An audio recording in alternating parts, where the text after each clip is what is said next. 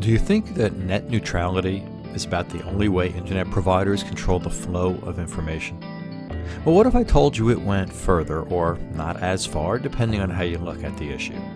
Welcome to the world of content regulation, or under Trump Administration Lackey Ajit Pai, Net Neutrality Content Regulation.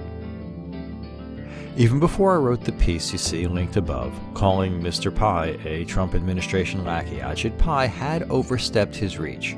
Put aside whatever you think about net neutrality and its effect on the way information moves on the internet, except that the government should regulate internet service providers, or if you prefer, don't. But I've been thinking about Ajit Pai's grab at not just ISPs, but content creators and facilitators, and it's disturbing. Last week it got more so. Net neutrality content regulation is becoming a complex idea, and Ajit Pai needs to keep his hands off it.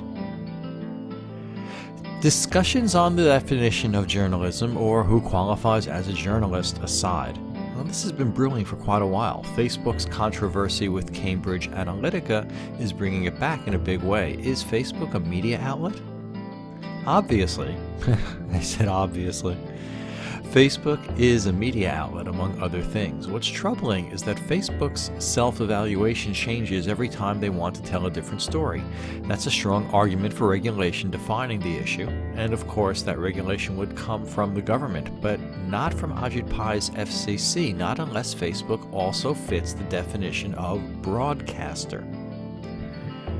It might seem easy to call them that. After all, no one has a broader reach than Facebook, but Facebook doesn't own the broadcasting spectrum that TV and radio stations do.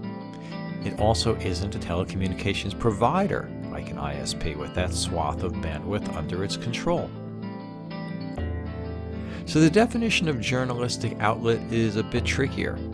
But journalism, regardless of who practices it, isn't a net neutrality content regulation issue. Expression of ideas is not what the FCC is authorized to regulate, and in the United States, that's constitutionally protected anyway.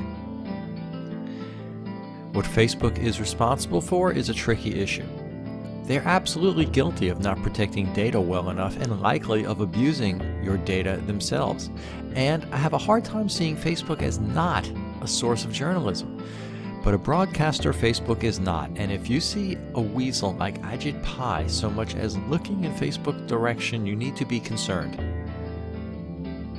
On the other hand, it is breaking that the FTC is investigating Facebook's practices, and that is a whole different discussion. I'm the Answer Guy, and I'll be back.